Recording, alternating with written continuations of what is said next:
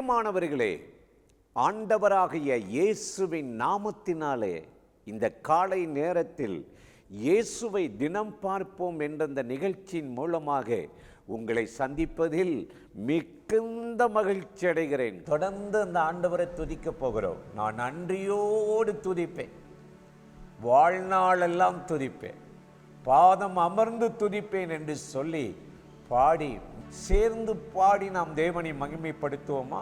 வாருங்கள், நல்ல கைதட்டி உற்சாகமாக ஹாப்பியாக பாடி தேவனை மகிமைப்படுத்துவோம்.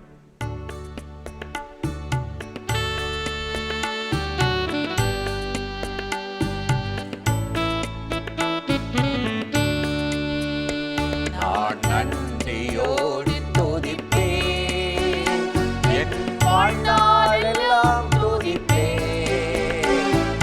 பாதம் பணிந்து துதிப்பேன், உம்மில் மகிழ்ந்து மகிழ்ந்து துதிப்பேன்.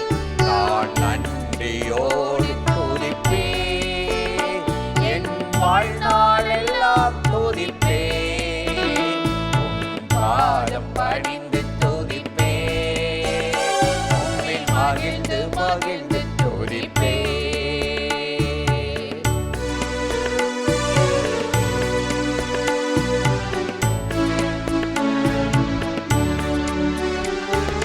செய்த நன்மை கூடி அதை சொல்லி முடியாதையா, செய்த நன்மை கூடி அதை சொல்லி முடியாதையா, அதை நினைத்து நினைத்து நெஞ்சோ நன்றி சொல்லி மகிழுதையா, அதை நினைத்து நினைத்து நெஞ்சோ நன்றி சொல்லி மகிழுதையா. நான் நன்றியோடு துதிப்பேன், என் வாழ்நாளெல்லாம் துதிப்பேன், பாதம் பணிந்து துதிப்பேன், உம்மில் மகிழ்ந்து மகிழ்ந்து துதிப்பேன்.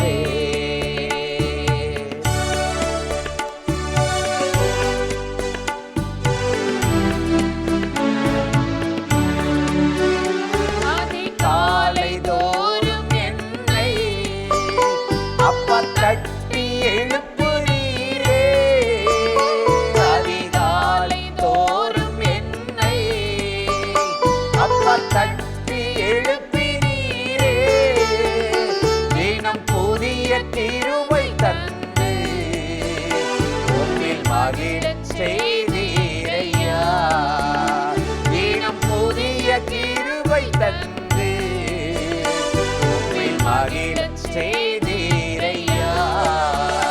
நான் நன்றியோடு துதிப்பேன், என் வாழ்நாளெல்லாம் துதிப்பேன், பாதம் பணிந்து துதிப்பேன், உம்மில் மகிழ்ந்து மகிழ்ந்து துதிப்பேன்.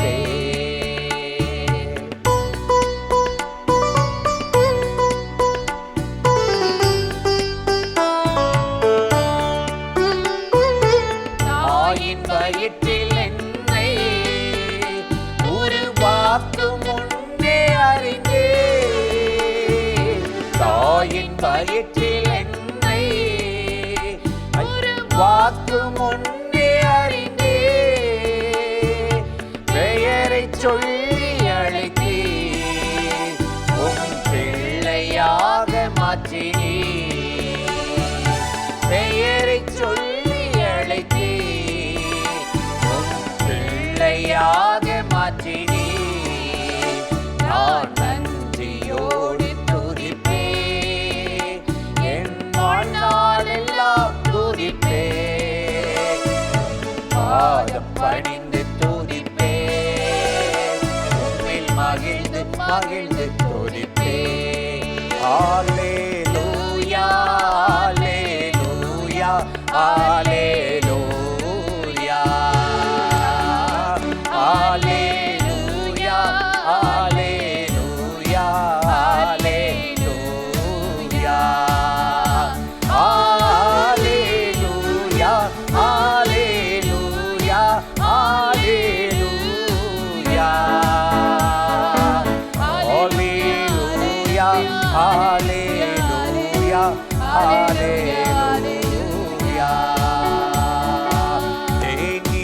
மகிழும் இயேசுவின் நாமம் திவ்ய மதுரமாமே.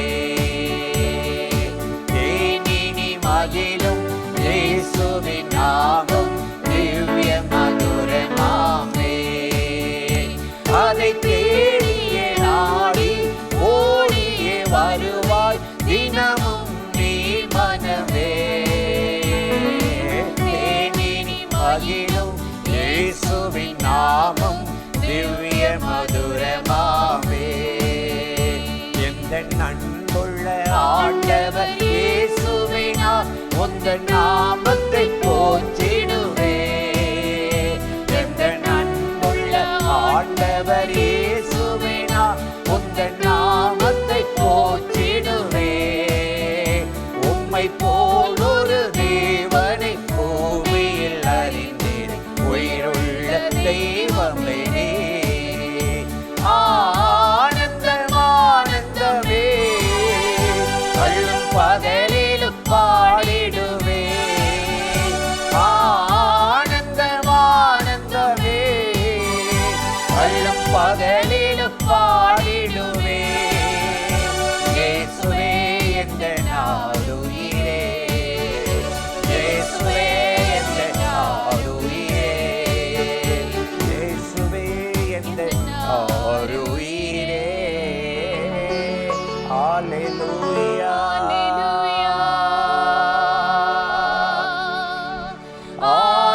ஹல்லேலூயா,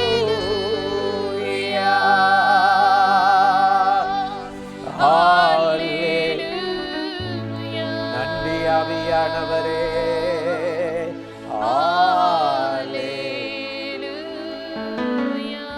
இதுவரை உதவிய எபினேசர் உண்டு,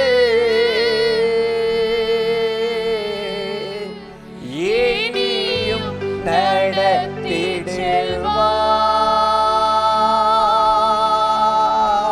உனக்கு இதுவரை உதவிய எபினேசர் உண்டு,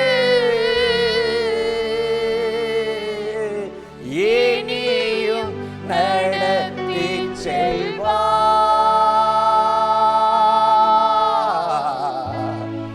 இனியும் நடத்தி செல்வார்.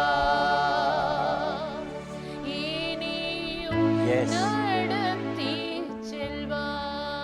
Thank you Lord. உமக்கு நன்றி, உங்க மகிமைக்கு நன்றி, கிருபை இரக்கங்களுக்கு நன்றி. யாரெல்லாம் அந்த நிகழ்ச்சியில இணைந்து உம்மை துதித்தார்களோ, மகிமைப்படுத்தினார்களோ, உயர்ந்த அடைக்கலத்தில் வைப்பீராக. இழந்த எல்லாம் திரும்ப தருவீராக.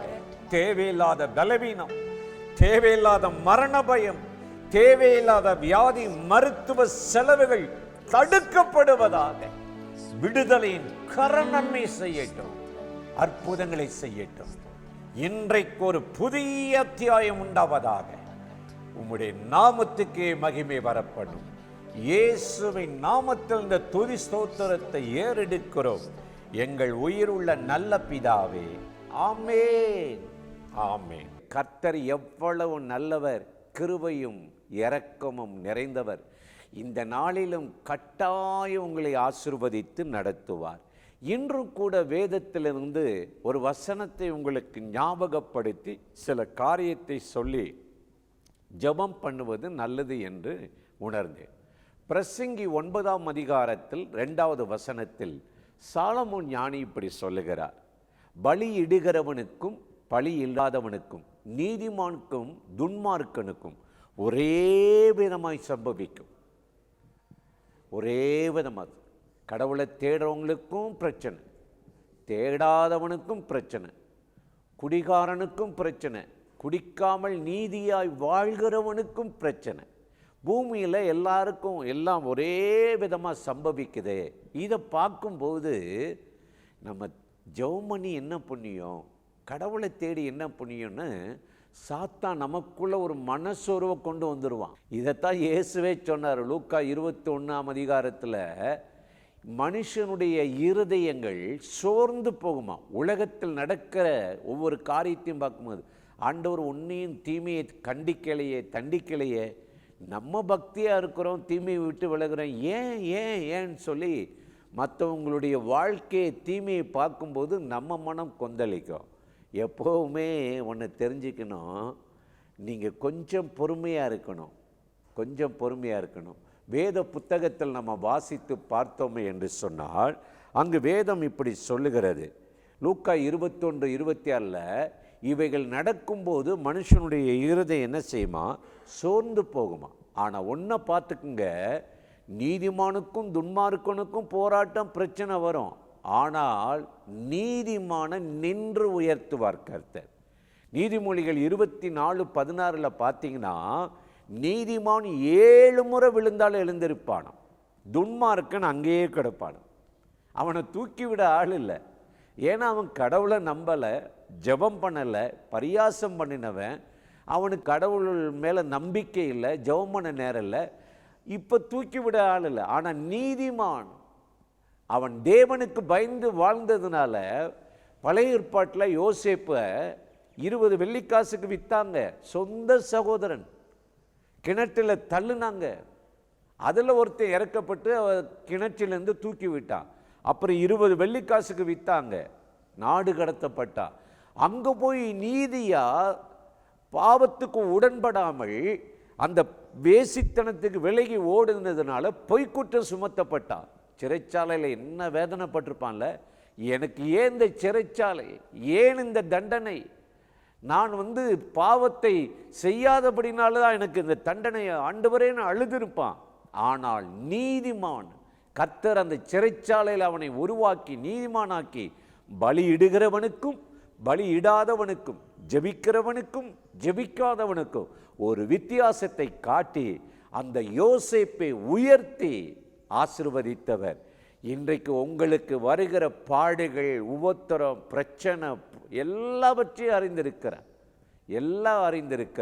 ரோமர் 8 ஒரு அற்புதத்தை செய்து உம்முடைய பிள்ளைகளை ஆசீர்வதித்து உயர்த்தும்படி கெஞ்சுகிறோம். உம்முடைய தயவுக்கும் கிருபைக்கும் மகிமைக்கு அர்ப்பணிக்கிறோம். இயேசுவின் நாமத்தில் வேண்டிக் கொள்ளுகிறோம் நல்ல பிதாவே. ஆமேன், ஆமேன், ஆமேன்.